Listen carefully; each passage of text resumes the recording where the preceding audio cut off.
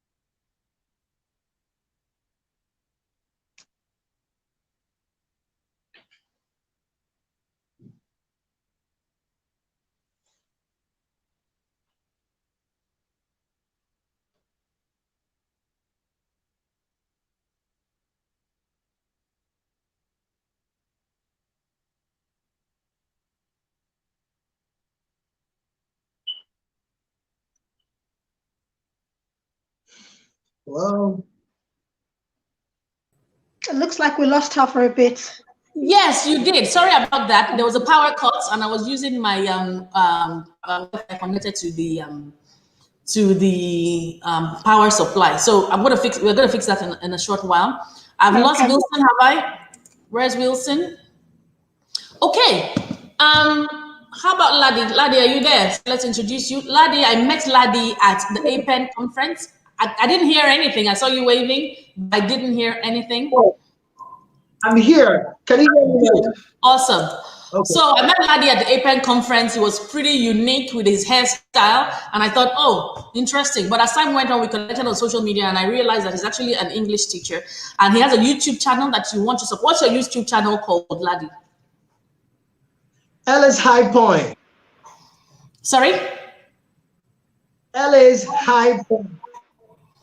Okay, so you heard it from him. Please join his YouTube channel. We're going to post that as well below. So we're just going to get straight to it. When Wilson comes back, we're going to introduce him. So what is the big deal about English? What exactly is the fuss about English? So we're always keen on people speaking well. You're on your YouTube channel talking. Lola, you're there talking about people writing well, proofreading, all sorts of things. Let me start with ladies first. So Lola, tell us, what exactly is the big deal? What exactly is the big deal? Okay, so thank you, Ronke. Now, for Nigerians in particular, English is our, major language of communication. For me, communicating effectively is all about being understood. If you're communicating in English, then you might as well make sure that you're achieving the purpose of communicating in the first instance. So if you write something and I don't understand it because it is full of errors, or you've got your semantics mixed up, you have defeated the purpose of writing in the first instance. Now, if you translate this to seeking for opportunities, I mean, there is no other way. It's either you get it right or you miss out on opportunities.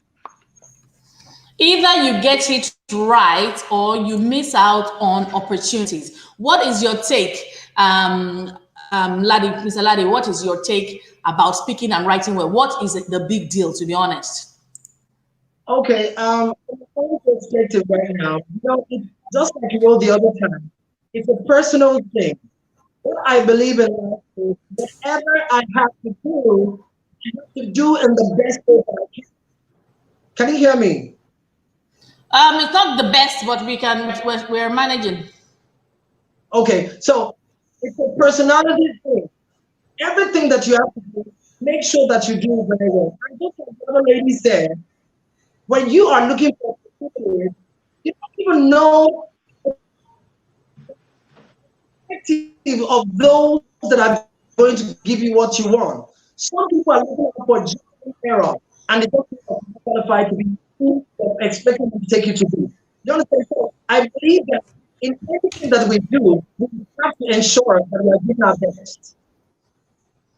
In everything that we do, we must ensure that we are doing our best. So I'm going to add Wilson to the stream. Welcome, Wilson, to the meeting, the show, the hangout. His network is definitely giving him a challenge because he's right there, but he's like still static over there.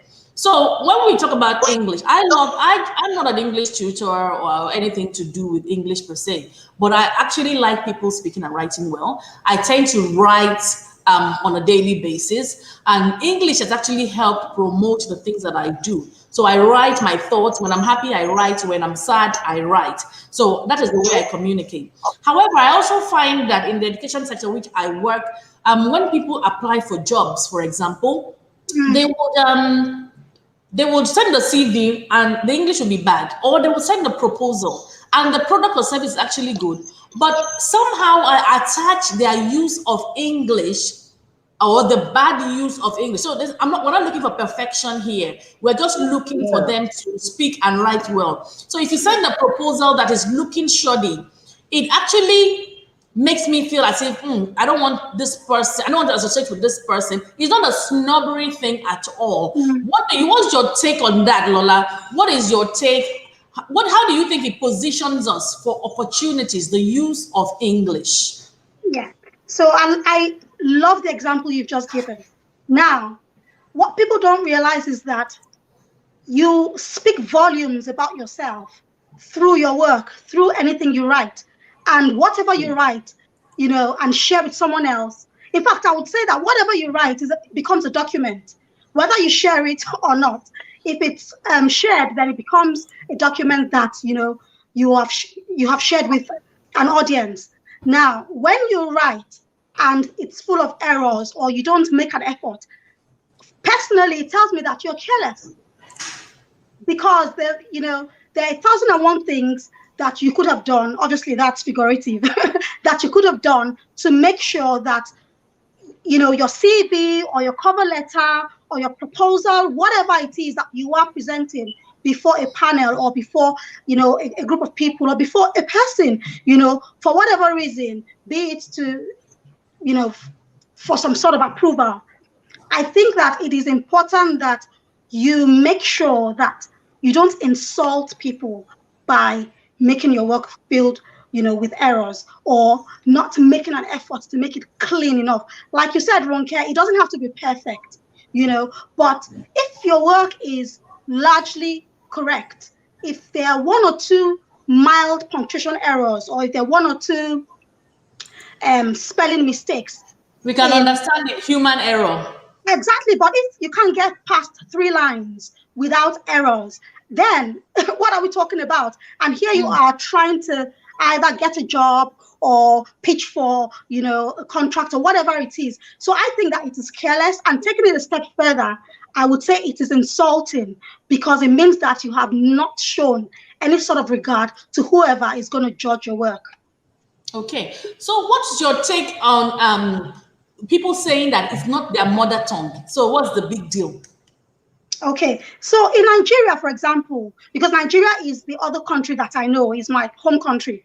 In Nigeria, we know that English isn't our mother tongue, but it is our lingua franca. We've got several languages in Nigeria. We don't, communicate officially in those languages. When we go to school, we learn in English. So English is the accepted form of communication. So it's like a joke, really, if you're saying that it's not my mother tongue. Yes, there will always be something called mother tongue interference. When the Frenchman speaks English, you would know he's a Frenchman. But as long as he pronounces his words correctly, you understand what he says, even though you can hear the French influence. So we're not saying that, lose your identity. We're not saying that you should speak like somebody that you are not. Just speak or write clearly. It is the least you can do, because as of today, English still remains the lingua franca in Nigeria.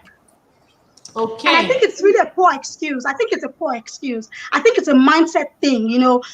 Most times we raise a wall in our hearts or in our minds when we feel that we are limited in some sort of way. And so instead of dealing with the problem, we want to give excuses like it's not, my mother tongue. Okay, so you've heard it from Lola. So Ladia has gone. Wilson, are you good to go? Are you good to go? Yes, I think I am. Can you hear me? Hello? We can hear you a little bit, not great, but very good. Okay, how are you doing? So Wilson is an effective communicator, effective communication teacher, and we're just going to go straight to the point. We're not going to give you time because your network has been giving you challenges. So how do you think English is affecting the educators, teachers in the education sector, Wilson? I'm sorry, I didn't get that question. How do you think that English is affecting educators? Educators not speaking and writing well, you see them on social media and all sorts of things. What are your thoughts about that? Okay, basically what I usually focus on is, a lot of the errors that you hear people make in their communication, their English speaking, we acquired errors. We acquire these errors from the people that taught us when we were growing up, from our parents, from our teachers, and from our environment. Basically, many of the errors that we make, I really don't blame people when they make those errors, because we acquired those errors from our environment. So it shows how important the environment is. Who are the people that you listen to? So when it comes to our educators, because some of them have also acquired this error, they pass down these errors to the people that they teach, to the kids that are under their care. And that's why we're having a generation of children or students who don't know how to communicate well, because the teachers that are teaching them also have problems communicating effectively, writing well and speaking well. So it's what do you think we can do about that? Because it's a mess. You see, there's a typical example where we see teachers write things like "well done," which I will put on the screen now, and they'll write it as "well done," like that. So let me just put that. So "well done," 2 words, but they write it as 1 word, and they seem to not know. So it's a case of being unconsciously incompetent, where you don't even know that what you don't know is wrong. Do you see what I mean? Which is more dangerous. So if you know that you need help with something, then you get the help. But when you don't even know that you need the help, so you hear people saying things like Google. There are Googles, there's Google, and then So what are those? What do you think? How can we fix this problem of teachers not speaking and writing well? Okay, I would take it from the angle of the school owners, the educators, those that own school and that have this understanding that a lot of the errors that we make are acquired. they have to invest in their teachers. They have to invest in the training of their teachers. Now, But there if are a I lot don't of speak and teachers that write don't well have. and I have a school, Wilson, if I don't speak and write well, how do I know what I don't know? I'm not going to hire people that are like me. Do you think? So, Yeah, you I see, didn't get what that question. If you said from the angle of the from the school owners, so school management, for administrators, people recruiting. So if I'm a recruiter and I'm not speaking and writing well, I will not know, and I will also recruit people that are not speaking and writing well, and these people will be led to teach the children. If True. you are taking it from the angle of school owners, Ladi, what do you say to that? Yeah, do you know what? What I think is, just like he was trying to say, it's very important to create an awareness.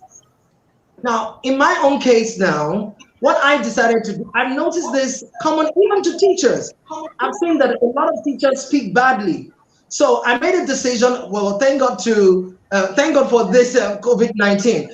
I decided that okay, now let me create the awareness for everybody to know that there are some words that most of us are pronouncing badly. Do you understand? And amazingly, the response I've been getting from people has been so alarming. A lot of people have told me they never knew this was wrong. They never knew that was wrong. So they were even thanking me. So I think the first thing we need to do is create an awareness everywhere that there are some words that are not spoken properly. So, is it going to be? Are you sure that people are not going to say, "Okay, you are creating awareness," but we are not? People will think you want them to speak like white people or another tribe, Americans and English. What do you say to that, Lola? Okay, before I answer this question, can I quickly, give my take on your question about, school owners themselves not being able to, not having the necessary skills, Yeah, when it sure. comes Why to not? English. Go Now, on. I think that the problem that we have, as a people, is that we usually want to put ourselves in situations that we're not equipped for. I think if school owners approach this from, the point of view that I am an administrator, I am not necessarily skilled in all the subjects. And if they Yeah. bring experts on board, so you do things like a skills matrix, for your teachers, what skills, so every teacher should fill in a skills matrix, find out where the gaps are. It doesn't matter whether you feel, or rather, it doesn't matter what you feel about it, as long as the experts have identified that there are gaps in your teachers' skills. What you want to do is make sure you fill those gaps so that moving forward, your children are taught properly.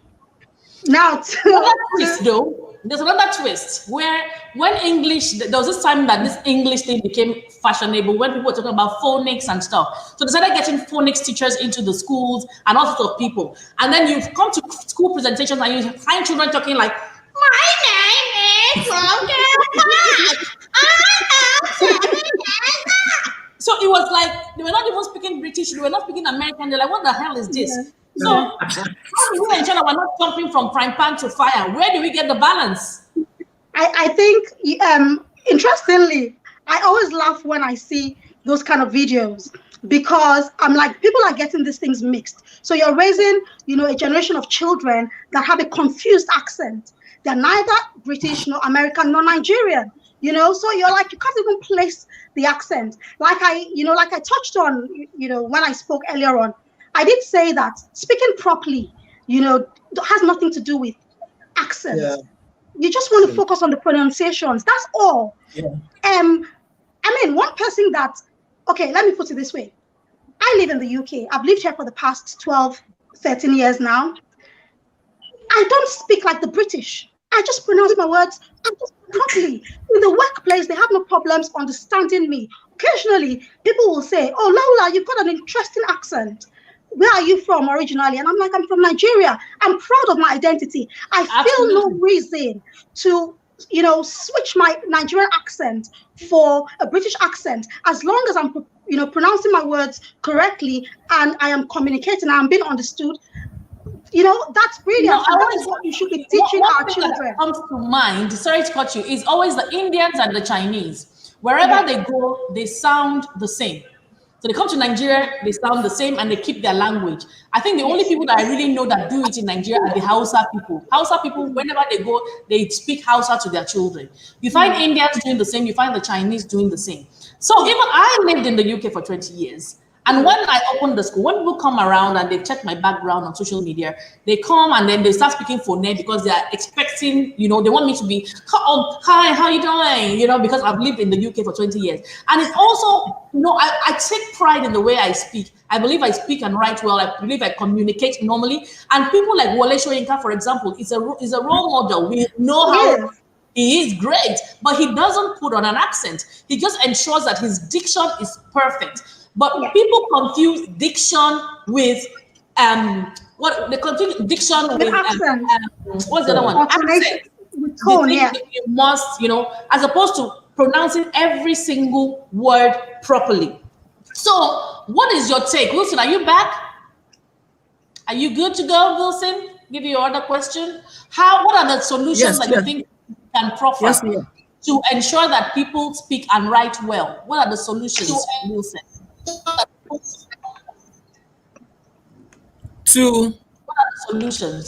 solutions to I didn't get the question. People don't speak to. Can you tell the question again, please? English. What are the solutions? I think yes. First of all, like that. There's no, like Mr. Ladi said, it's important to create the awareness that there are a lot of words that we don't pronounce correctly. And as a matter of fact, even our grammar, there are a lot of words that we don't use correctly.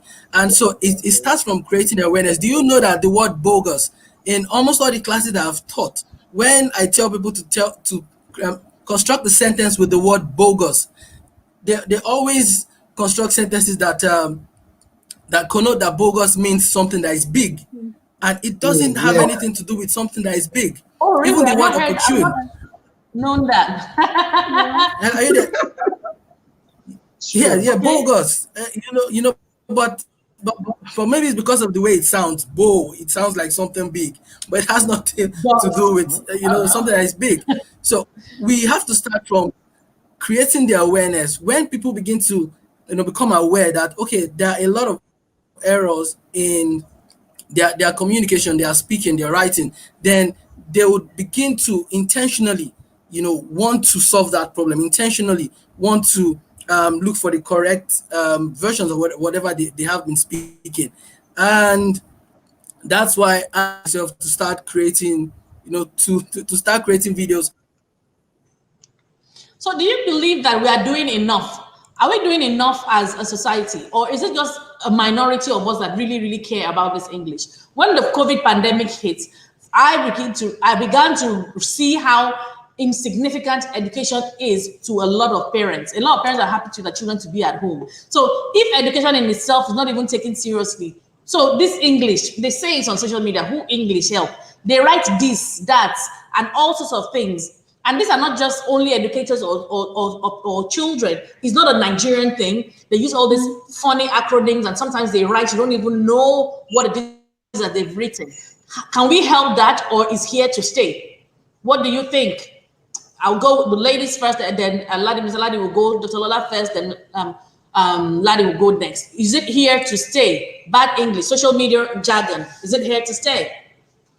I think it's a bit of both, because I think we have, so it depends on what angle you're looking at it from. Like you rightly pointed out, the angle of happy birthday, HBD, LLNP, and all those things. I think with the digital age, because people send text messages, and other sort of short form messages, I would say that in a sense it is here to stay. But that shouldn't stop people from writing correctly. So it's about you choosing what you want to do. And like the men have rightly said, awareness, we must not stop raising the awareness. I wish a lot of people would jump on this awareness train, because a problem you don't know you have might as well not be a problem. So the young ones, and I think another problem that we have that is really deep-seated is the fact that we have a lot of young parents that really don't care anymore. So we had our generation, I'm talking of people maybe that are 35 and over. Our generation had parents that went to school when education in Nigeria was still generally good quality. Now, to some extent, you have to be able to afford good quality education for your children, if you know what I mean. People going to public schools no longer have that same quality of education. And our parents were, lucky to have that. So they were able to pass it on to us. Now, imagine somebody that already has a faulty foundation, having a child that is writing in short form. They don't even know there's a problem. So if they don't, if somehow they don't find out that, or they don't come to the realization that they have a problem, it's going to become a vicious cycle. So in a sense, I would say it is here to stay, but that shouldn't stop us from trying to get people to change. It shouldn't stop us, so we should keep doing what we're doing. And people and try to get more people on board. Get more people on board, and we should be able to separate professionalism from social media. Yes. Because a lot of people don't know the borderline. And sometimes when they're even communicating with the senior management, I've heard of people that have been in trouble at work for communicating in that respect. So, Ladi, you have a YouTube channel and you talk about pronunciation. So get your tool bag ready, guys, so that you can, let's just have an interlude of the funny things and not so funny things. Because there's one particular one that I know that Ladi talked about recently, which is epitome. And I'm telling you, I've had doctors, I've had senior, respectable people. They love using big words in Nigeria. That's another thing that people like doing in Nigeria. Nigerians believe that the bigger the word they use, the more elitist they are, and things like that. So they will say, "Oh, look at it. She's looking so magnanimous, and check her out. She is the epitome of beauty." And yeah, I'm beautiful. Thank you so much. And people tell me all the time that I'm beautiful. Thank you so much. But there's something that they always say. And anytime they say, my hair goes bang, bang, because they go, "Oh, she's the epitome of beauty. Epitome of beauty." So when I heard Ladi talk about it, I was just applauding him on the channel. Talk about that epitome of beauty and maybe 2 or 3 other very popular things that people do not say correctly. Mr. Ladi. After Mr. Ladi, Wilson will go on and Dr. Ola will go on and tell us some of those nasty things that people say online. Go ahead. Oh, okay. Epitome simply means a very high quality example of something. Like you mentioned, a lot of us like to copy and paste. You know, we just get people use something, you pick it, and then you use it. You don't go to check. You don't find out if the word is correct. And, to an extent, you wouldn't blame a lot of people because that's what is rampant everywhere. I was once like that, but I started, while I was growing up, I was watching Sesame Street. And then I started discovering that most of the words that we pronounce here are pronounced differently, from the way they were pronounced in the show. And a lot of times, even children nowadays, they watch cartoons, not to learn how some words are properly pronounced.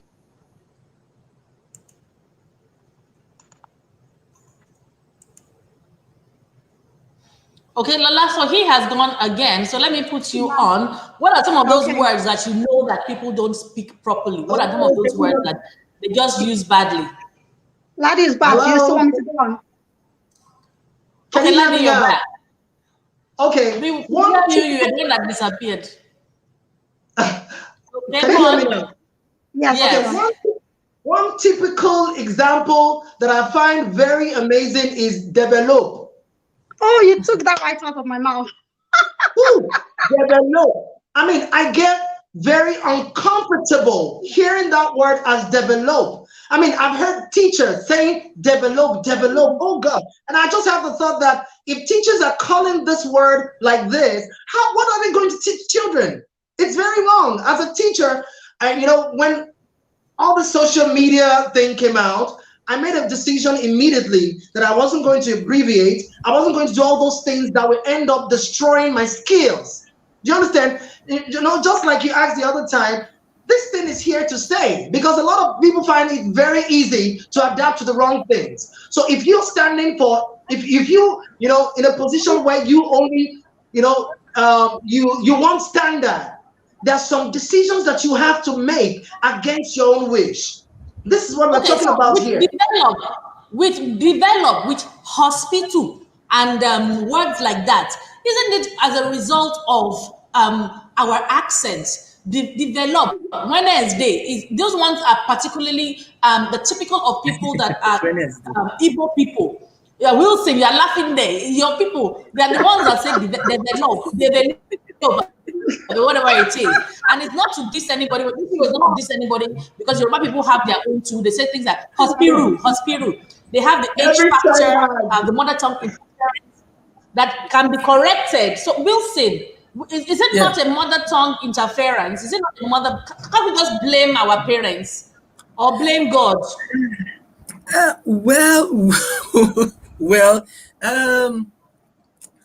We can't blame our parents or blame God, because we can actually change. If yes, we can change, because honestly, several years ago, I used to speak a certain way, and I've been able to work on myself, and I'm still working on myself, every day. So it's an art. Learning to speak English is an art. You can improve, and you can improve by listening to the correct pronunciation, listening to people who speak well, then imitating them, and doing that often enough for you to improve your own pronunciation. It just takes practice and a commitment that you want to improve. I like so that. the thing, yeah, it takes practice. You need to be committed It takes practice. I love that it takes practice. Yeah. It takes practice. It takes practice. A lot of people are not willing to do the work. Good, thank you. The reason why I love that you say it takes practice is because when it comes to phonics, and I know that I put up a comment from BC Akinti, where she said some school owners take incompetent people to cut costs. And I want us to talk about that, but I also want us to realize that even where people are using low quality staff to teach children in schools, when they're in the early years, in their formative period, it's quite dangerous, because the way that they learn to speak, the phonics, is how they will continue forever. The intervention would have to be so great for them to be able to recover. So you find A for apple, they say, when you use the phonics, so A is the letter, the phonic sound is A, and then they go ha, with the H. Ha for hapu, ha for hands, ha for head, and things like that. So if the child will never know otherwise, because that's what they've been taught. So you find that they grow up going hand, hospital, and all those sort of things, and it's very, very terrible for the child. So when it comes to school owners, we must say that, number one, try and get good quality staff. I know that it is very difficult to get resource. We've been looking for a year 3 teacher for the next academic year, and it's taking us weeks and weeks to arrive at just one. And why is it? It's not like we're not getting CVs. And that's why I want to say there are no jobs. There are jobs, but we just don't have the right quality of staff. We don't have the right resource. So we couldn't find anybody because it just wasn't happening. It's very difficult. So sometimes it forces people to manage whatever it is they find. Now, even if you have to manage, you can't compromise when you are teaching early years children. And by early years, I mean 0 to 6. That is their formative period. Their language formation at that point is just too important, and we just cannot compromise at that time. So I just wanted to speak to BC's comment about that. And Fina says, even in London, it happens. I know it happens in London, because when I was in London, just try places like East London, and they're gonna tell you in it, I'm gonna do it in it. And they think even Nigerians start to copy all those kind of English. They think it's the proper way to speak. So Wilson is back. Let's look at him. So Lola, why don't you, Dr. Lola, why don't you start? Why don't I start with you? Why don't you give us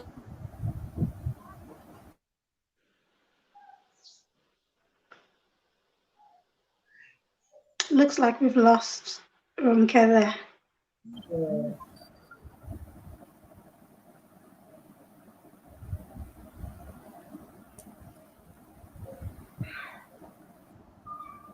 Okay. So I think she wanted to say that why don't I share my examples? I'm not sure, but Okay, maybe you can go on with that. so we just carry on instead of keeping our audience waiting. So now I've got some really unique words that I wouldn't even call them unique. Scratch that. I've got some popular words that Nigerians pronounce, very uniquely. One of them is novel. Please, can I have a novel? I just finished reading this very interesting novel. Yeah. This isn't about the fact that we're Nigerians. It's just that somewhere along the line we missed the memo on how to pronounce it correctly. Now, this is back home in Nigeria. I guess people don't bother about it, but it becomes more pronounced when you're outside the country and you're amongst native English speakers. But if you say novel to a British person, they would look at you twice, like they would look through you. They wouldn't understand. So instead of saying novel, it is novel. Another one, and I blame our teachers for this, really. I really blame our teachers for this. Another one is modern. Instead of saying, oh, that's modern infrastructure, we would say, oh, it's a modern infrastructure. So instead of saying mo, we will say mo. The same thing for modest. In fact, as a matter, with modest, I'm also guilty because sometimes I find myself defaulting back to the way I used to pronounce it when I lived in Nigeria. So I would say modest, and I'll hold myself or call myself back to what I know now. Come on, it's modest. Another one that is, I got embarrassed by this one, by the way, and that's why I would never forget. Yeah. What Nigerians call verbatim. So back how many years ago? My first real job in the UK. I used to be an engineer, and this was in Bentley. My first real job in the UK, as my first professional job was in Bentley. So you can imagine the caliber of people working there. Now, so I was talking to a colleague, and I was trying to say that just copy this verbatim, and I said copy it verbatim, and he looked at me. Like I said it again confidently, like, don't you get it?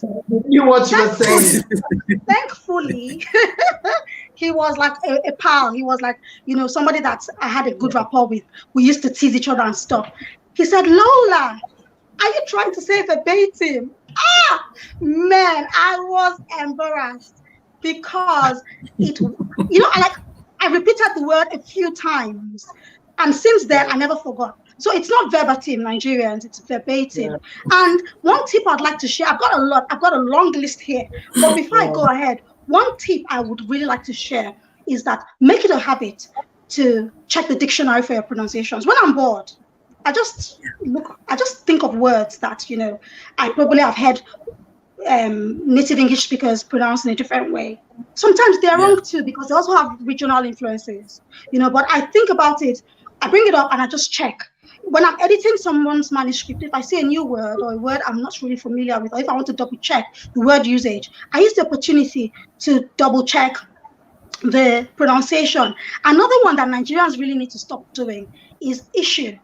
Hey, issue is not such a big deal, but for some reason our people like to call it issue, and we really need to stop it. We really need to stop calling it issue. It's please issue. Break it down for us. Break that particular one down for us, please. Okay, so issue. Break it down for us, please. ISSUE. Now, our people call it the way it is spelled, but that double S, if you look in the dictionary, it's a sh sound. So it's issue. Issue. I really don't issue instead of issue. Have you got any issues with this, with this, whatever it is, issue? And I just think that because we've got people that we look up to speak this way. I think it was Wilson saying earlier on about how we, learn stuff from people that we look up to, or people that are our teachers. We kind of pick up on it and we don't double check it. So it's issue. If you listen, and the frustrating thing is that Nigerians watch a lot of foreign movies.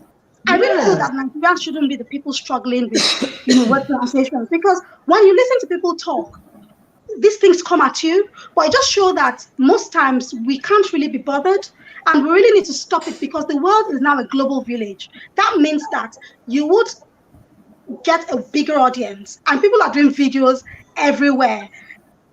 If you want to communicate to people beyond your village people and people, beyond your nation, you must really try to pronounce these words correctly. Another one that I would blame my biology teacher for is amoeba.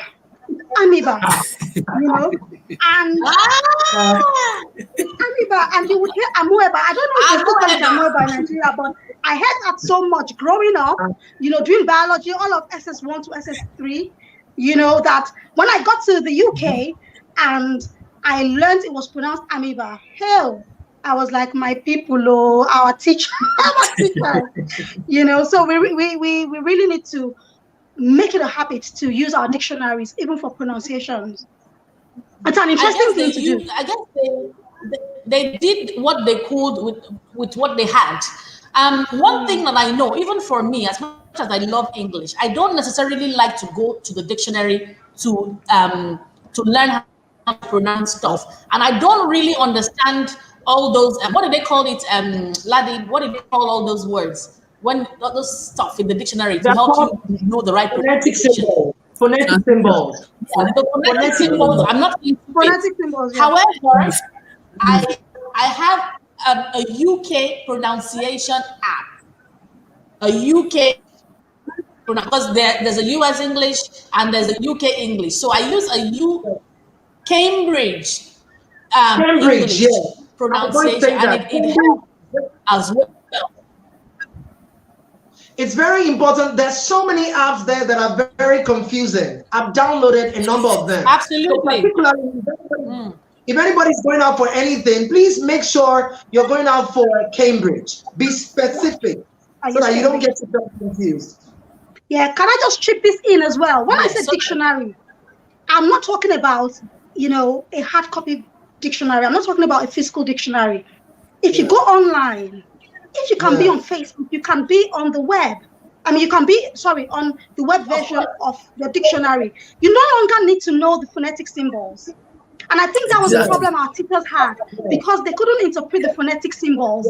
So they just called it the way, or they followed, they pronounced things the way they were spelled. Now, you have words like challenge. Yes. You just click on it. Sorry, ma'am, I didn't get that. I said challenge. Yeah. It's another one. They call it Wilson, talk about challenge for us, please, because that one, I'm just having these children challenging me.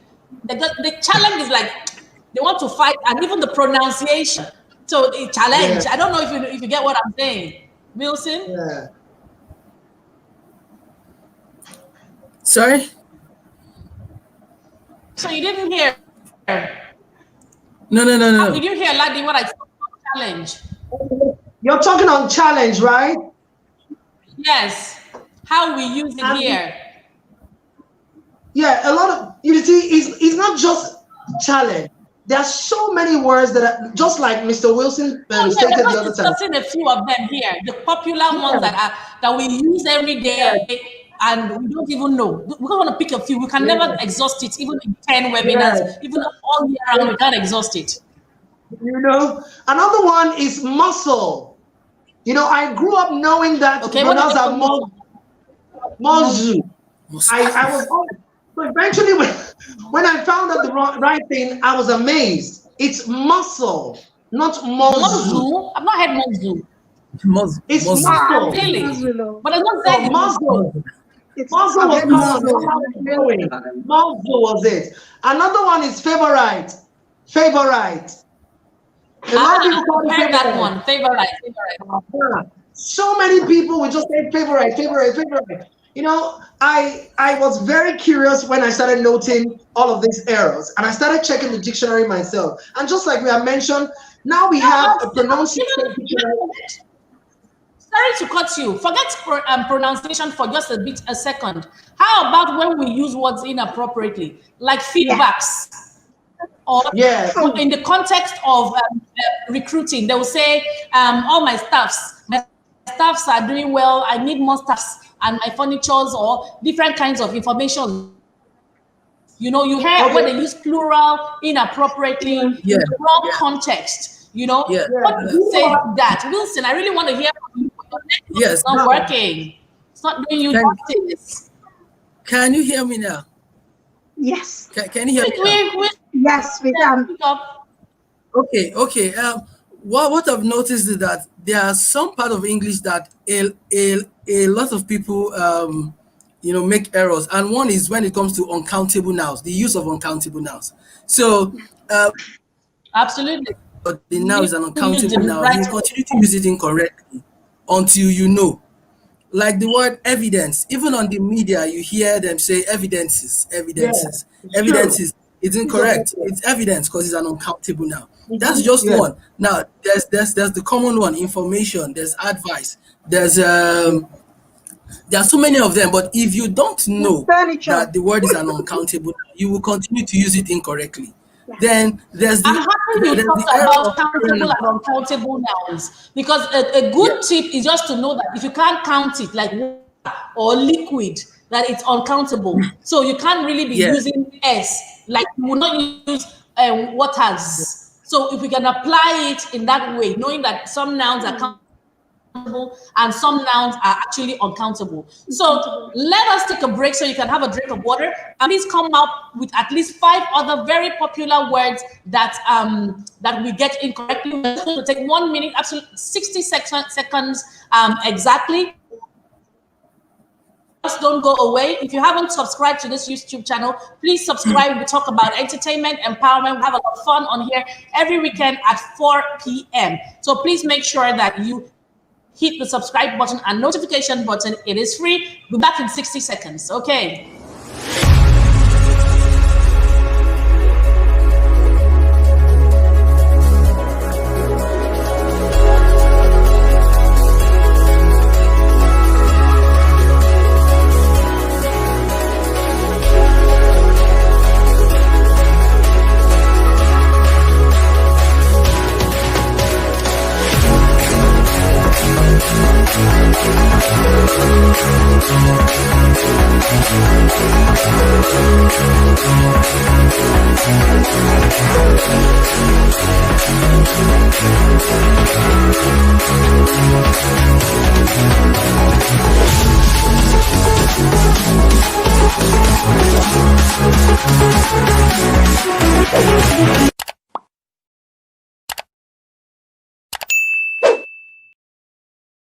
Wonderful, and we're back. So we're all here. Thank you. Please drop those words in the comment section. Let us know those words that we can tweak today. We're still going to have this conversation. I'm sure Dr. Lola, Wilson, Mr. Ladi, everybody going to love to come back some other time. We can even do a quarterly digest, maybe once a quarter, where we just have fun and talk about and make fun of ourselves, some of the things that we actually say incorrectly. I know what another one is Wednesday. They do a lot of that, a lot of Wednesday. I had this post on social media at some point where even knowledge, people have seen knowledge written with plurals, spelling, the word spelling. So teachers actually write stuff like spellings, that spellings, and even parents, and people don't know that spelling is spelling. Even when people greet, even English people say morning, but it's good morning. So we need to ensure. How How about things like shift for me, dress for me? You are cracking my brain. Scratching versus itching. So the body is itching. The body is scratching me. So the difference between the itch and the scratch, using things. There's one that I've heard that very often where people say, is it worst? That's even worse. That's even worse. Bad, worst. So they'll be like, that's even worse. Your own is even worse than my own. I heard that a lot. I don't know about you. Information, they use that, and informer has taken in, or my boss is not on seat. They don't know how to use have and has properly. Even preferences, another thing that is very popular is when people say, I want you to discuss about, which I know Wilson talked about a while ago. You write, discuss about photosynthesis. Why don't you just discuss photosynthesis? Why must you discuss and add about again? So the use of preposition is, and another one I really, really hate is when they say, I want to talk on. And then, so I actually was doing a Speak and Write Well series once, and I did a video which I'm going to post where people say, I want to talk on, and you find that even a lot of these social media, and I'm like, okay, maybe I'm going to do a video, I might even do it when I finish now, and climb the table. Because when you say you want to talk on, that means you want to climb the thing and talk on it. So I want to talk on. So what can you want to talk about the use of bad English, not you want to talk on. But I tell you, go to social media and you find that people are constantly saying they want to talk on, and I'm like, why? That one I even hate it. In fact, they use it so much that one time I had to go and meet a friend of mine that is also an English lover. His camera shy, Charles Yoha, and that's meeting that this talk on. I believe it's totally wrong. Why are people saying talk on? And then he said, oh, he actually almost forgot that it's actually wrong. But because people have used it so much, people have absorbed it, and they begin to think that saying talk on is correct. So I'm going to go back to everybody again so that we can share some more words that that we don't use properly in society. As always, I'll start with the ladies. Dr. Lola, why don't you give us some more tips for our English, for our writing? How can we continue to improve? And give us some example of some words that we have just killed. Thanks, ma'am. So it's already been said. If you want to improve in your writing or in your speaking, practice. You've got to want it. You've got to want it enough to do your research and put the things you learn into practice. What you don't use, you would lose. And that's not me, that's not me being cliche now. That is the reality of things. If you decide that I'm going to learn how to speak better and I'm going to learn how to write better because I think these qualities are valuable for me, in my journey in life, then you will find how to, get these things done. The internet is an inexhaustible resource. Even if you don't have money to pay, for learning these things, go to the internet. I keep saying it. If you find the same thing in a number of credible sites, you can know that, you can check that as being authentic. So just keep grammarbook.com. I would always say that is fantastic for learning your grammar, verbs, your tenses, your punctuation. Grammar Girl is another nice website. Daily writing tips. Just keep at it. Just do a random Google search. How to learn how to speak better. See what comes up. How to learn how to write better. See what comes up. So back to our commonly mispronounced words. Get ready for this. Fasting. In Nigeria, we would say fasting. The S and the T is actually silent. I'm sure I'm seriously shaking this table right now. It's fasten. Fasten your seatbelt. It's not listen. It's listen. Are you listening to me? So when you say fasten your seatbelt, if you're in, the midst of an elite group or in front of an elite audience, they would do a double take because that is like, a serious grammatical blunder. So you don't want to do that. So learn now, it's fasten and listen. Another one is stipend. So Nigerians would say stipend. Yeah. There's nothing like stipend. It is stipend. And this very popular one, plumber. Has a plumber come yet? It's plumber. Another one is this one really makes me laugh. It's envelope. So our people will say envelope. Pass me an envelope. Now it's envelope. There's a catch though. Some people, in a bid to sound posh, I've heard people, that I thought knew what they were doing. I've heard them say envelope. And I'm like, okay. And then I checked. And it turns out that it is envelope, both British and American variations, it is envelope. I don't know why they got things mixed up. The French pronunciation is because the French would normally pronounce en as So please, I always say, if your goal in speaking is to sound posh, you will miss it. You will miss it because you will copy the wrong people, obviously everything is about perception. So if your perception about me is that I am posh, whatever I say, you would copy even if I am wrong.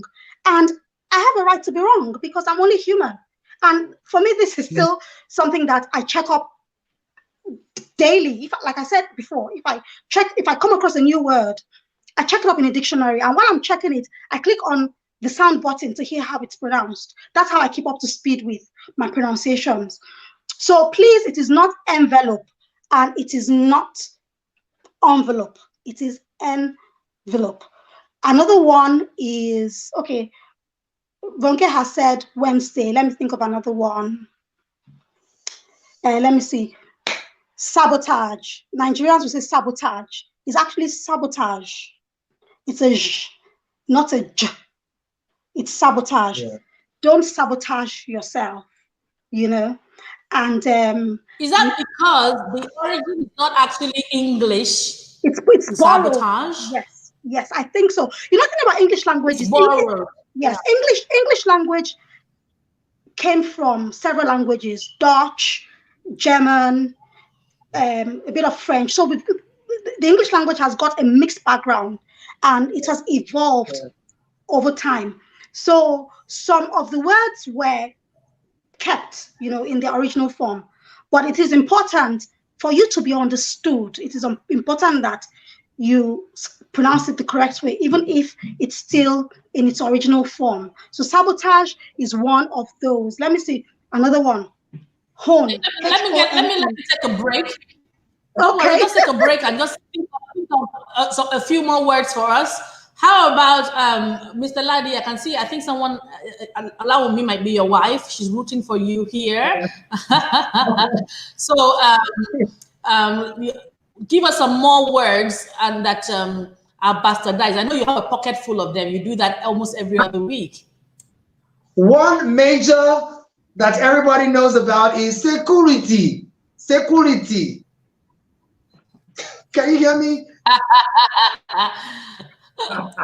Security. It's so amazing. It should be security.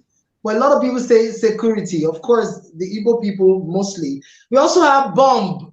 I'm even curious.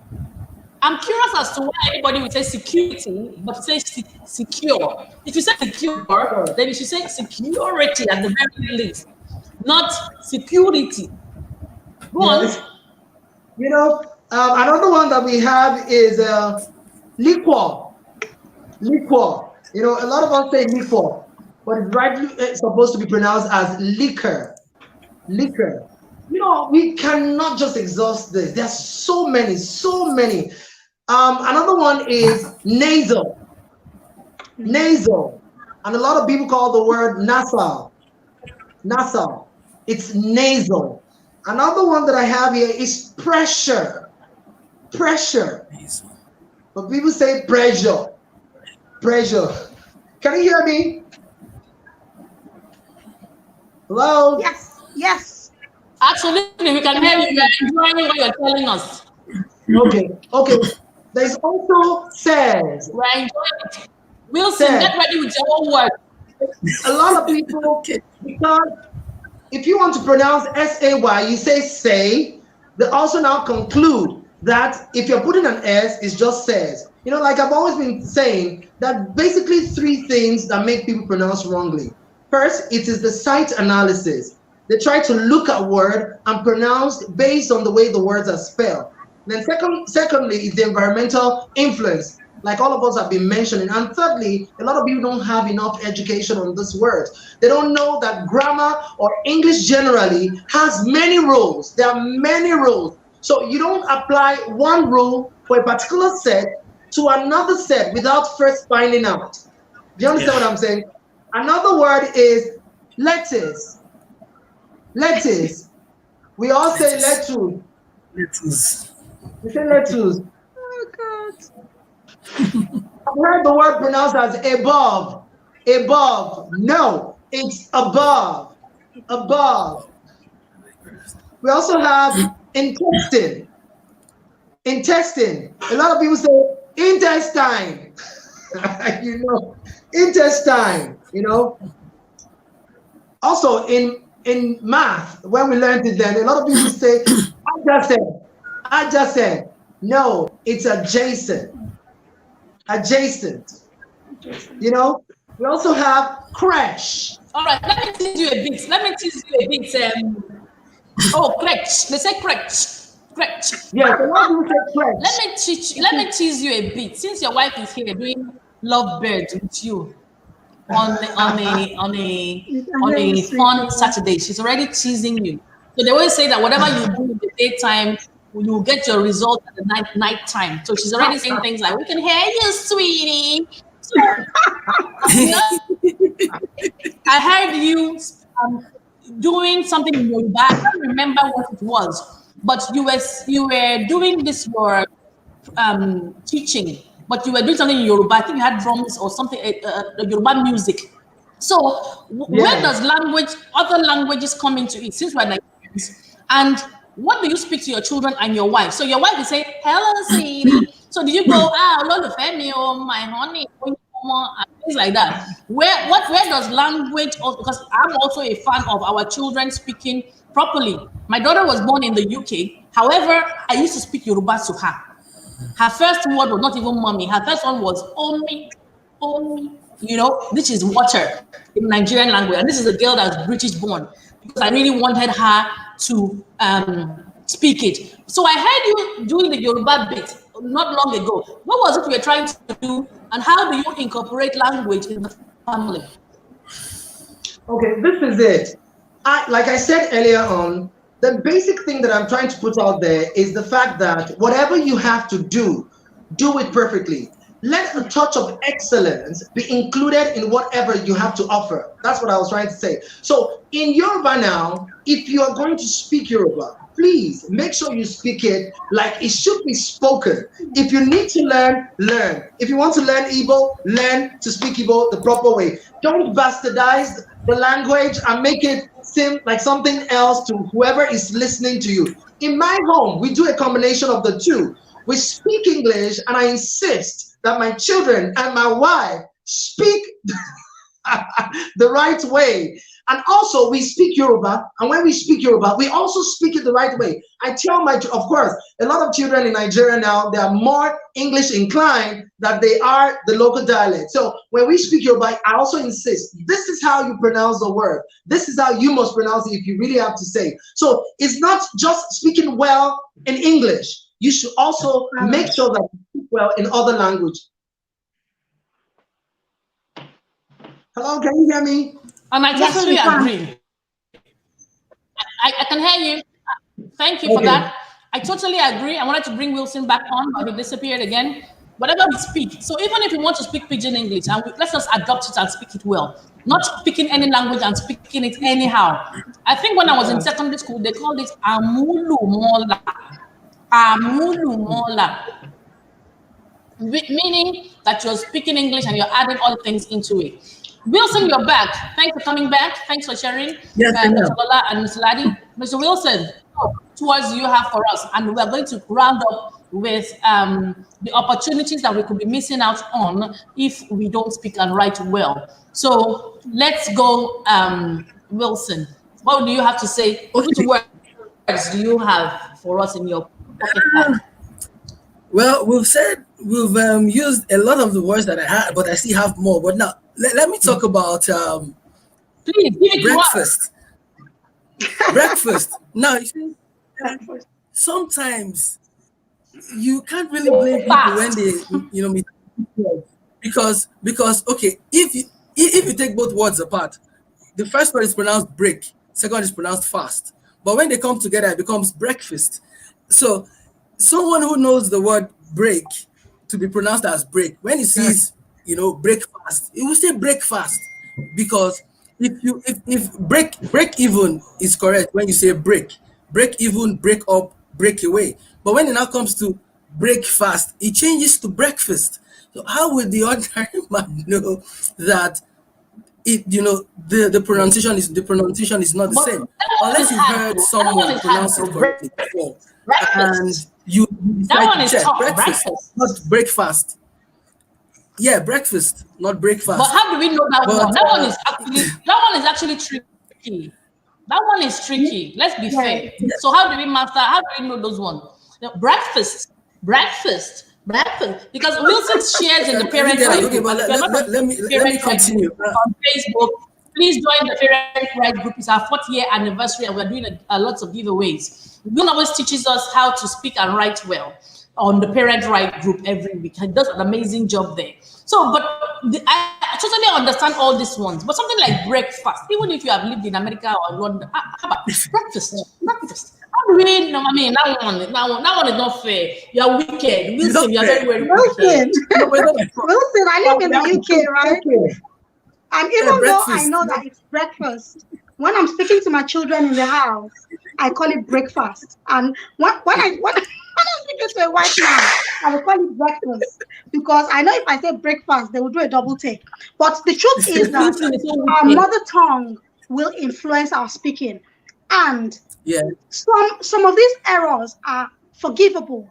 If I spoke to a white man and said breakfast, okay, yes, it might not sound normal in his ears, but he would understand me. but you And if your understand. goal is to communicate, you know, Yeah.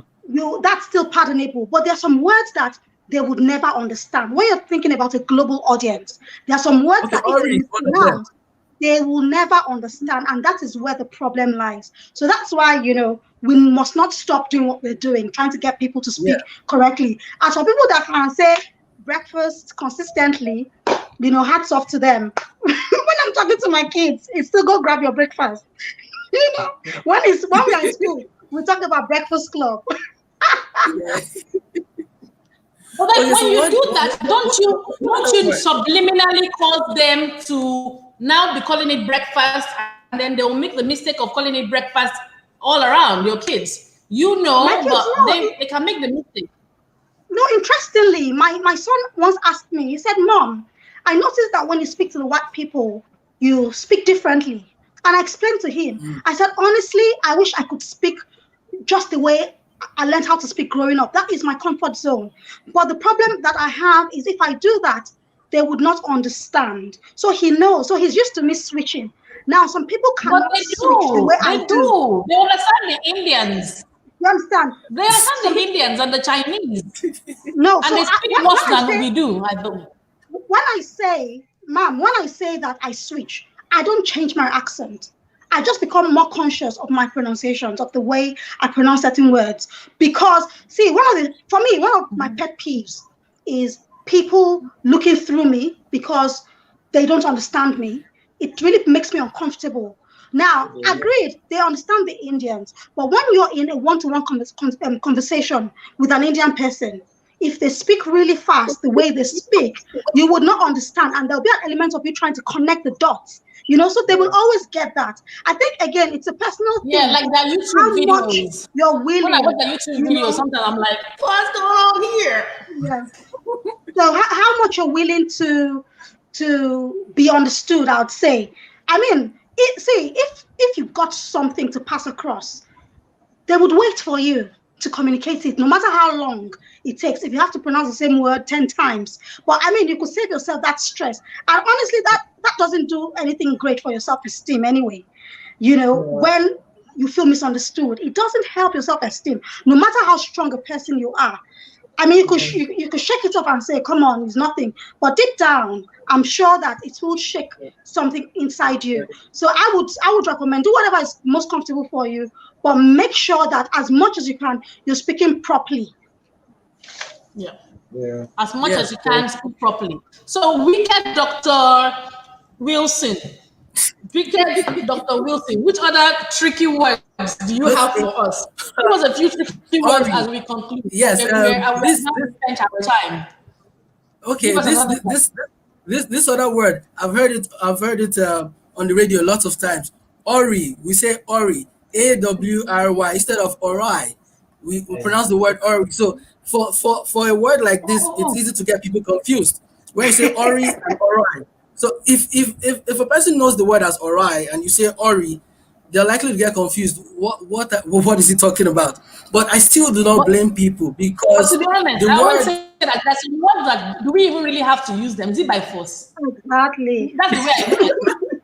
There's some words that I'm like, I yeah, beg. yeah, I'm not true. going to use this word because I'm not even sure about it. Which one is already all right? I will just stay away. I'll stay clear of this because what's the point? I might get Yeah. it wrong. Let me just use, but Nigerians, they like using all What those, are you know, you that man doing? that normally talks and that he You speaks know, Latin and he speaks all these big, big words. I wish I had put his video up. You know, why less is more? Why don't we do simple? I Yeah, mean, yeah. why must we use the big words when we are struggling? I just believe that if you people understand you more when you speak simply. You don't have to go and look. When you But in Nigeria, even exactly when they write essays and everything, they will be putting all those big words. You even For need a the, dictionary to even understand what they're saying. there's power in building your vocabulary. We always encourage children, stop using the same words every time. You know, a lot Yes, of you times when do. people I are reading, agree. So things like they always say like let's say for example very very slow, very kind, very big, very. So we don't want them to be using very very very very very. We want them to very, be very, very. alternative languages. Yes, I understand that one. So yes. yeah, So if you say instead of saying very slow, you can say oh crawling or dragging or things like that. Those are still yeah. everyday words. I'm talking about when you're not Yeah. saying one big word. I can't even think of one now. Convoluted. Convoluted is even more every day. What's really one big thing? And you like, it's like when this coronavirus happened, you guys see what like unprecedented palliatives. And then we are all used to magnanimous. it. Let's not lie.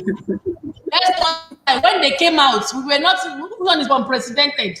Which one is palliative? We're not like, what on earth is, we are all pretending like we know it now. But to be honest, it was a case of, what is the meaning of unprecedented palliative?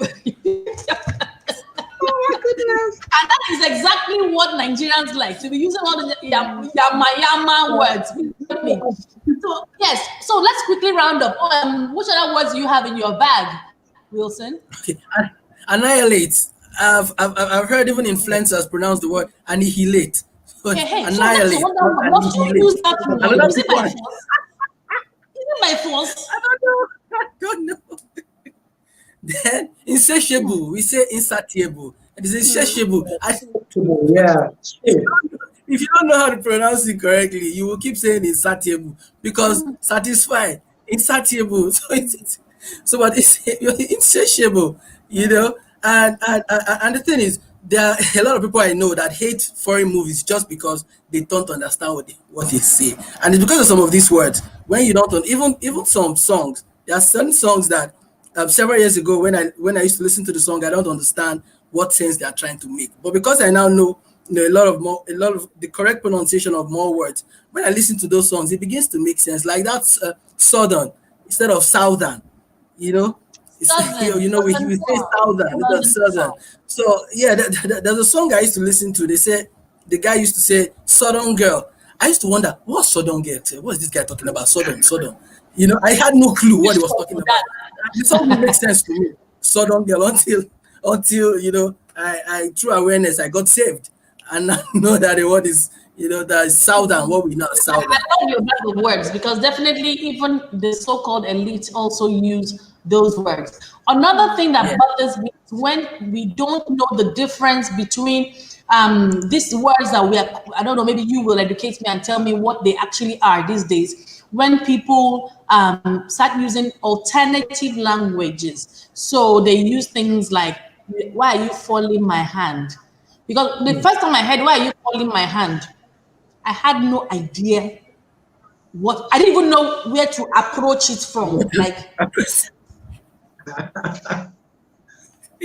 why you know, I don't, there's some things that we use. What is your perspective, Wilson? Because you've not said too much because of your network. When people are using those sort of words, are there any others like that? What is your perspective?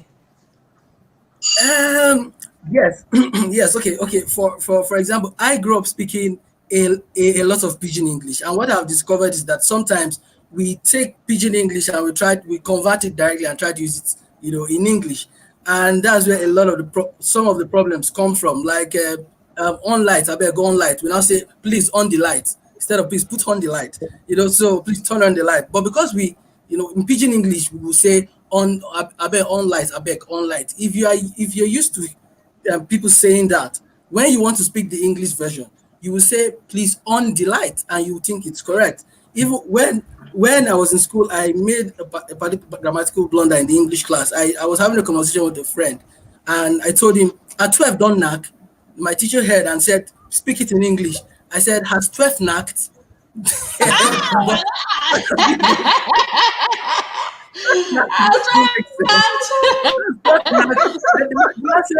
English teacher said that's incorrect. I said, okay, has it knocked 12? Because I thought knock was an. But in your mind, you believe that knock is a word. Knock is an English word, yes. So if you don't know that, for those people who say you're falling my hand, they've heard you deform my hand, you deform my hand. So how do I say this in English? You're falling my hand, not knowing that it doesn't make sense in English. Just like if you've lived in Warri, they say worry not, they carry last, and you want to say it in English, worry don't carry last. It won't make sense. So there are certain words that only make sense when you use them. Worry don't carry last. Worry don't carry last. Your father, it doesn't make sense. Your papa, it makes sense like that. So the thing is, we should be careful when using words, converting words from our mother tongue to English. Whether it's because a lot of people think mother tongue is even your local dialect. Mother tongue is the language you grew up speaking. If you are Yoruba, you grew up speaking Igbo, your mother tongue is Igbo. So we take these words and we try to convert and use them in English without really thinking about the grammar and if it will make sense to the English speaking person. Like, okay, take this word, this expression, I am coming while you are leaving. In our, if you speak that in Nigeria, we understand what you mean. If you say I'm coming now, we understand what you mean. But if you say that, if you speak that to a native, if you say that to a native speaker, they may think there's something wrong with you. You are leaving and you say you are coming. Because they translate it straight from the Yoruba language. Yeah, Google translation. I'm coming. You hit that one. You hit that one on the head. So let us conclude. I love the bag of examples that we pulled out today. Thank you so much. I'm definitely going to come call you guys again in a few weeks. So please just know, because I just totally enjoyed myself today.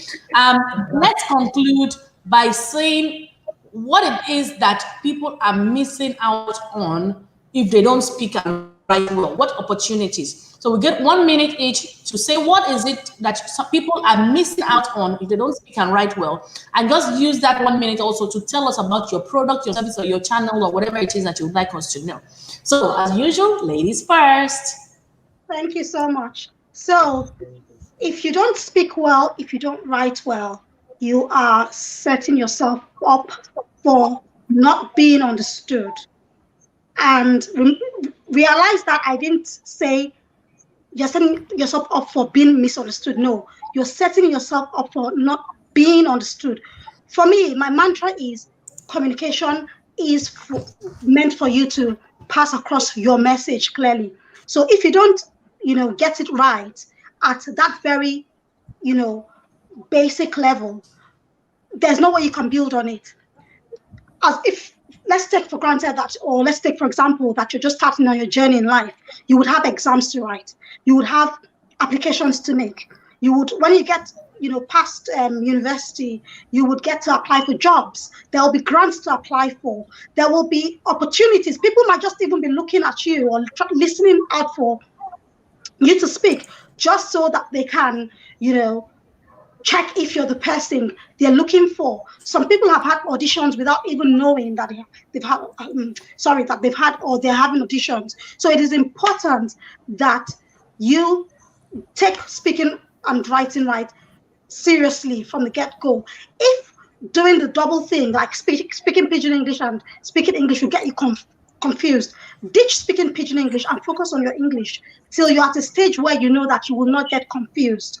And so that said, I've got a book. If you're interested in learning how to write better, it's called Catch It First, How to Proofread and Edit Your Writing. It's a very easy to understand book, and it's available on Amazon and Okada Books and a number of other ebook sites. I've also got an upcoming masterclass.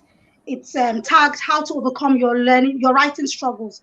How to overcome your writing struggles. If you've ever struggled with writing in any way, regardless of whether your issues are mindset or lack of the, relevant skills, come and have a listen to me, and we'll take it from there. So thank you so much, Madam Ronke, for having me on today. Thank you. You've been wonderful. Thank you so much. Okay, over to you, Wilson. Go on. Okay, for me, I'll just summarize all I would have loved to say by saying that the ability to speak and write well is a leveler. It's a leveler. If you can speak and you can write well, there are certain opportunities that you may not have, had the opportunity to access. But once you know how to speak and how to write well, in fact, let me give a practical example. You know that in this part of the world, we respect kind of people who know how to speak well. Someone walks into an office and the person has good command of the English language. Automatically, there's some kind of respect. There's an assumption that the person went to a good school. For you to be able to afford a good school, it means you have some kind of money. So they automatically begin to respect you. They think you have money or that your parents have money. And with that respect, you gain influence and you get access. And with access, you can now leverage that access to make money. So, a lot of times people like to hear the money aspect of everything. There was someone I was having a conversation with, and the person said, this English, how is it going to bring money? Does it bring money? I said, yes, it does bring money, because if you know how to speak and write well, you cannot be unemployed. If you know how to speak and write well, you can't be unemployed, because there are several job opportunities, business opportunities that you can have access to. If you know how to speak well, you can become an editor, you can become a script writer, you can become a teacher, a facilitator, a consultant. There are so many things that you can do with this ability, So I usually recommend that for us to continually improve, we need to do 5 things. 1, always speak, even if you don't have any speaking engagement. Keep speaking, then learn to record yourself speak. Then listen to yourself. Once you've you do recording of yourself, listen to yourself speak. Then if there are certain words you're not pronouncing correctly or you think you need to improve, then once you've listened to yourself, you can work on certain words. Then make the corrections, then repeat that process. Just continue to repeat that process. You will find yourself getting better. The goal is to become better than you were yesterday. And by tomorrow, you want to become better than you are today. So it just has to be that. There just has to be that continuous progress. My name is Wilson Bonnyman. Madam RonkePosh, thank you very much for inviting me. Any classes, anything, any product or service? How can you be of service to society? Yes, service for individuals who would like to improve their speaking skills.